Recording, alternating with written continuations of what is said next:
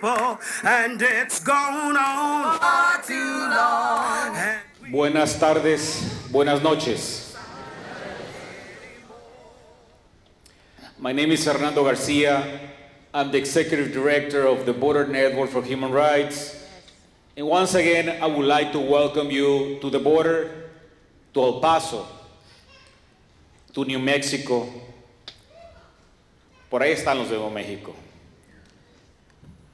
Let me tell you first, yes, indeed, El Paso and much of the border has become a place of uncertainty, fear,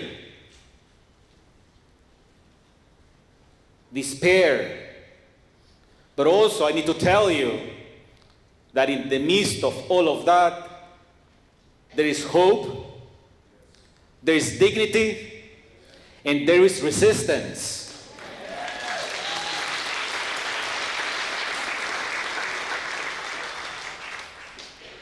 For 21 years, the Border Network for Human Rights have been working in these communities, organizing immigrant communities and border residents.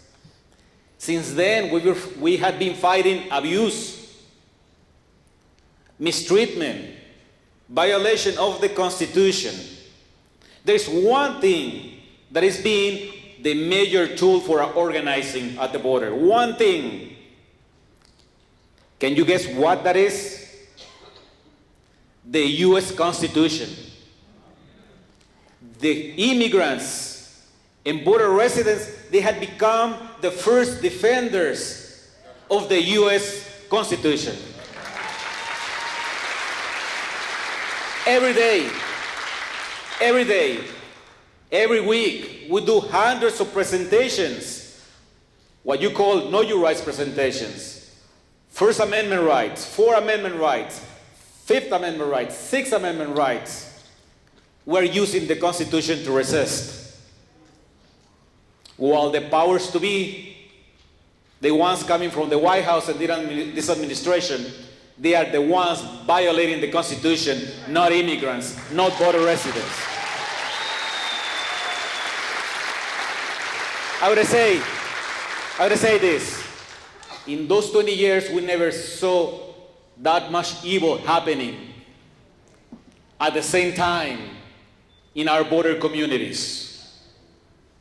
Children in cages, families in detention, our children, their children dying in border patrol stations, refugees be thrown under a bridge.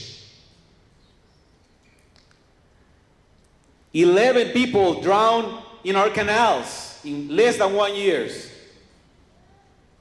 Refugees being turned back to Juarez, to violent situations. The zero tolerance operation remain in Mexico.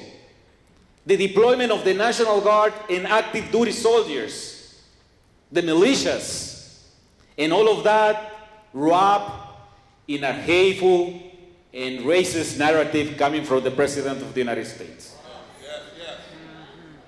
But we resist, and there is hope. And we will resist, and at the end, we will win. But let me tell you why I believe that, because I need to wrap up and introduce our testimonies.